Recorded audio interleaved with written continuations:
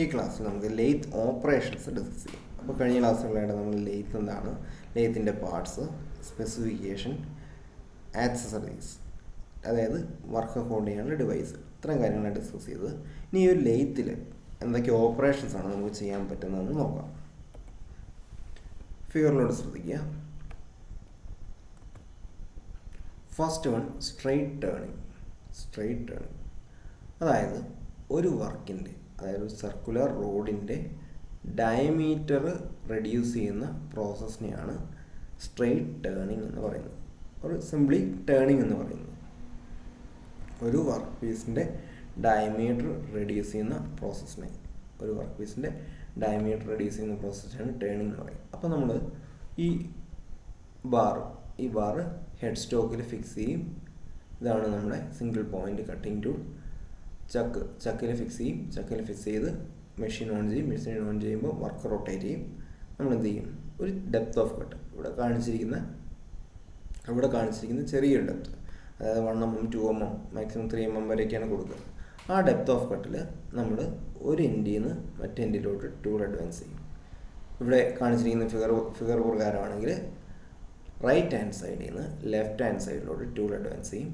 അങ്ങനെ അഡ്വാൻസ് ചെയ്യുമ്പോൾ ഈ നമ്മൾ എത്ര ഡെപ്ത് ഓഫ് കട്ട് കൊടുത്തേ അത്രയും ഭാഗത്തെ മെറ്റീരിയൽ, അതായത് മെറ്റൽ ചിപ്പായിട്ട് റിമൂവ് ചെയ്ത് പോകും. അങ്ങനെ നമുക്ക് ഒരു ലോവർ ഡയമീറ്റർ പോർഷൻ ഇവിടെ കിട്ടും. ഇതുപോലെ ഒരു വർക്കിൻ്റെ ഡയമീറ്റർ കുറയ്ക്കുന്ന പ്രോസസ്സിനെയാണ് നമ്മൾ ടേണിങ് എന്ന് പറയുക. ഒരു വർക്കിൻ്റെ ഡയമീറ്റർ കുറയ്ക്കുന്ന പ്രോസസ്സിനെയാണ് നമ്മൾ ടേണിങ് എന്ന് പറയുക. ഇനി അടുത്തത് ടാപ്പർ ടേണിങ്.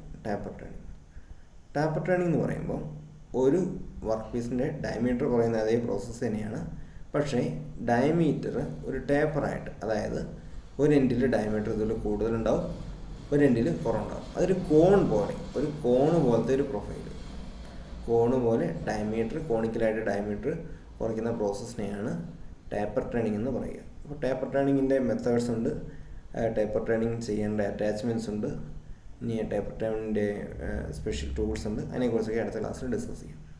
ഇനി അടുത്തത് പ്രൊഫൈലിംഗ്. അപ്പോൾ ഇതുപോലെ ഒരു സർക്കുലർ, ഒരു ബോൾ പോലത്തെ ഒരു പ്രൊഫൈൽ ക്രിയേറ്റ് ചെയ്യുന്നതിനെയാണ് പ്രൊഫൈലിംഗ് എന്നുകൊണ്ട് ഉദ്ദേശിക്കുക.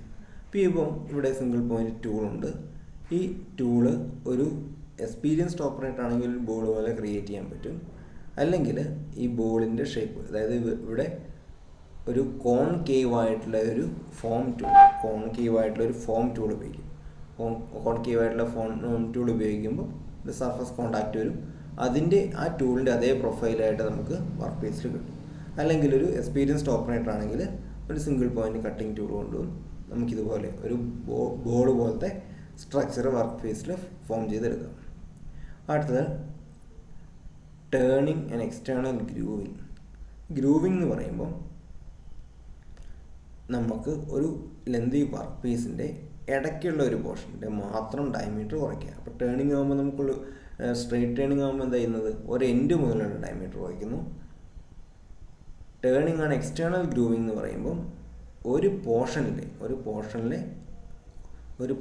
ഇടയ്ക്കുള്ള ഒരു പോർഷനിലെ ഡയമീറ്റർ കുറച്ച് കൊണ്ടുവരുന്ന പ്രോസസ്സിനെയാണ് ടേണിങ് ആൻഡ് എക്സ്റ്റേണൽ ഗ്രൂവിങ് എന്ന് പറയുന്നത്. അടുത്തത്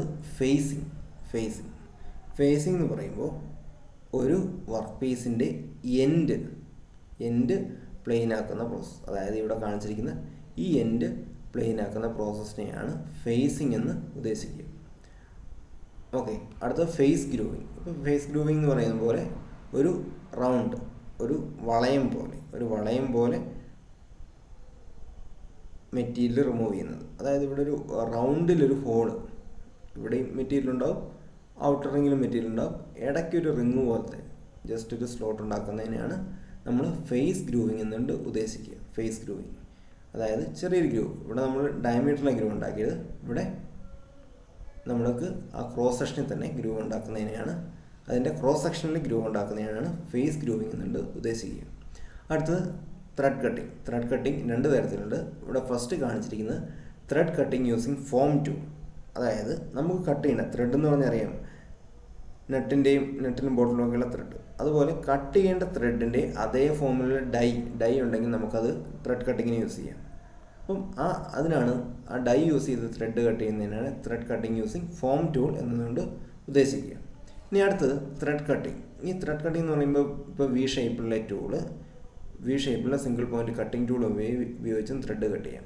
അതാണ് ഇവിടെ കാണിച്ചിരിക്കുന്നത്. ഇനി അടുത്ത ഡ്രില്ലിങ്. ഇപ്പോൾ ഡ്രില്ലിംഗ് എന്ന് പറയുന്നത് അറിയാം, ഒരു ഹോൾ ഇടുന്ന പ്രോസസ്സിനാണ്, എലോങ് ദി ആക്സിസ് ഒരു ഹോൾ ഇടുന്ന പ്രോസസ്സിനാണ് ഡ്രില്ലിംഗ് എന്ന് ഉദ്ദേശിക്കുക. ഡ്രില്ലിംഗ് സാധാരണ നമ്മൾ ലെയ്ത്തിൽ ചെയ്യുക. വർക്ക് പീസ് ചക്കിൽ ഫിക്സ് ചെയ്യും. ടെയിൽ സ്റ്റോക്ക്, അതായത് നമ്മൾ ടെയിൽ സ്റ്റോക്കിൻ്റെ സ്പിൻഡിൽ മാറ്റി അവിടെ ഒരു ട്വിസ്റ്റ് ഡ്രിൽ ബിറ്റ് ഇടും, അതിടും.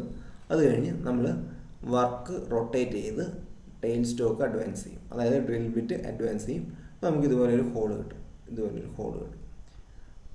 ഓക്കെ, അങ്ങനെ ഒരു വർക്ക് പീസിൽ ഹോൾ ഇടുന്ന process, along the axis hole ഇടുന്ന പ്രോസസ്സിനാണ് ഡ്രില്ലിംഗ് എന്ന് പറയുക.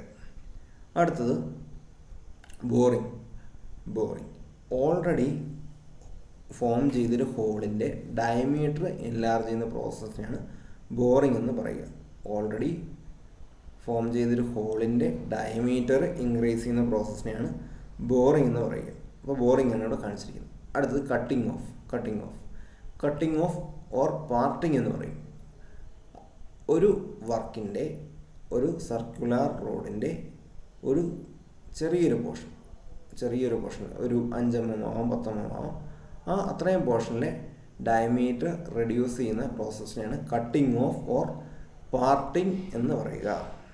അടുത്തത് നേളിങ്. നമുക്ക് ചിലപ്പോൾ വർക്ക് പീസിന് മുകളിൽ ഒരു ഗ്രിപ്പി സർഫസ്, നമ്മളൊരു ഗ്രിപ്പുള്ള സർഫസ്, നമ്മുടെ ഫയലൊക്കെ പോലെ ഒരു ഗ്രിപ്പുള്ളൊരു സർഫസ് ഉണ്ടാക്കേണ്ടി വരും ഹോൾഡ് ചെയ്യാൻ വേണ്ടിയിട്ട്.